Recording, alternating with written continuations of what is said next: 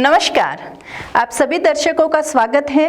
आप देख रहे हैं न्यूज़ 20 इंडिया और मैं हूं आपके साथ नीता जोशी। राजस्थान के जोधपुर जिला मुख्यालय पर होटल की 7वीं मंजिल से कूदकर खुदकुशी करने की कोशिश करने वाली मॉडल के माध्यम से प्रदेश के राजस्व मंत्री रामलाल जाट को हनी ट्रैप में फंसाने की योजना थी। यह योजना सिरे चढ़ती उससे पहले मॉडल भीलवाड़ा से खिसक गई, ऐसे में प्लान धरा रह गया। जोधपुर के डीसीपी भुवन भूषण ने बताया कि अब तक की पूछताछ में सामने आया है कि दीपिका और अक्षत की प्लानिंग इस मॉडल के जरिए राजस्व मंत्री रामलाल जाट को फंसाने की थी। इनकी योजना थी कि किसी तरह यह मॉडल जाट के साथ एक बार संपर्क में आ जाए। इसके लिए दोनों ने मॉडल को जाट के साथ हम बिस्तर के लिए दबाव बनाया, लेकिन मॉडल ने मना कर दिया। उन्होंने बताया कि 2 अन्य लड़कियों के साथ दीपिका और अक्षत ने भीलवाड़ा के सर्किट हाउस में रामलाल जाट से मुलाकात भी की। उन्होंने अपनी कुछ समस्याएं लेकर उनसे मुलाकात की। इस दौरान कुछ कागजात जाट को दिखाए गए। इन्हें देखने के बाद जाट ने साफ कह दिया कि यह उनसे जुड़ा मामला नहीं है। इससे ज्यादा बात आगे नहीं बढ़ पाई। ये दोनों सर्किट हाउस के सामने स्थित एक होटल में ही ठहरे थे। उन्होंने बताया कि अमूमन इस तरह के काम में लगे लोग किसी प्रभावशाली व्यक्ति को हनी ट्रैप में फंसाकर उसके माध्यम से अपने काम करवाते हैं। संवाददाता स्वतंत्र राजपुरोहित की रिपोर्ट। षड्यंत्र हो रहा, उसका पर्दाफाश लेट हुआ। उसी तरह राजस्थान में भी किसान राजनीति को खत्म करने के लिए कुछ लोग या कुछ राजनीतिक दल या पता नहीं कौन क्या है, वो ये षड्यंत्र करते हैं ताकि किसान आगे नहीं आए। मैं एक सीधा साधा गांव का, मेरा कोई राजनीतिक जीवन नहीं था जो मैं राजनीति में कोई प्रधान या प्रमुख या मेरे पिताजी कोई एमएलए कुछ थे। एक सिंपल वे में आया नौकरी से और कोऑपरेटिव डेयरी के माध्यम से। और मुझे यहाँ मदेना साहब, अशोक गहलोत साहब, जो मदेना जी सीएलपी लीडर थे, अशोक गहलोत साहब प्रदेश अध्यक्ष थे, इन्होंने हाथ पकड़ के ऊपर खींचा और मेरी जनता ने मुझे जीताया बराबर। दोबारा मैं वापिस जीत गया, तिबारा जीत गया। मुझे मंत्री बना दिया गया गहलोत साहब के द्वारा, सोनिया गांधी जी के द्वारा। तो मंत्री बनने के बाद जो हमने अच्छे काम किए ईमानदारी से, वो भी सबके सामने। उसके बाद अभी मैं वापस जीत के आया, फिर मुझे राहुल गांधी जी, सोनिया जी ने मौका दिया, जय माकन साहब, वेणुगोपाल जी, गहलोत साहब की सिफारिश पे फिर मुझे मौका मिला। तो हो सकता है कि ये राजनीति किसी को पच नहीं रही हो, बाकी तो क्यों कोई करता। अब मैं राजस्व मंत्री होने के नाते राजस्थान के लोग भी आते हैं मिलने के लिए, कई लोग जिले के भी आते हैं, सबसे मिलता भी हूँ। अब ये चीजें विश्वास करने लायक नहीं रही कि हर किसी पे विश्वास करो।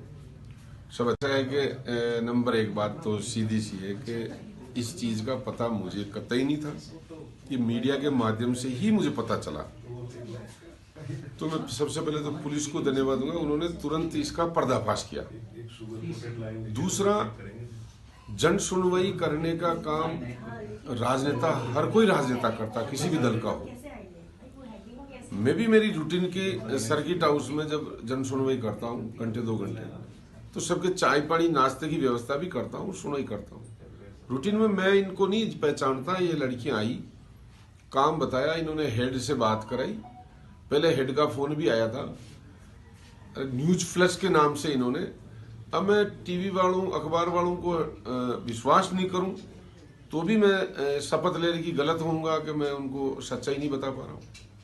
तो मैंने उस हिसाब से इनको बात सुनी और उच्च अधिकारियों को फोन किया। जब वो काम गलत था, उन्होंने मना किया, मैंने बताया, तो मैंने इनको मना कर दिया। फिर भी ये बराबर जिद करती रही। वो दूसरी लड़की जो अभी जो बंद है जो, और उसने अपने 2 दिवस पहले यहाँ पे जो पीडब्ल्यूडी सर्किल है, वहाँ पे लॉर्ड इन करके होटल है, उसके टॉप फ्लोर से एक गुनगुन उपाध्याय नाम की युवती ने खुद के आत्महत्या का प्रयास किया।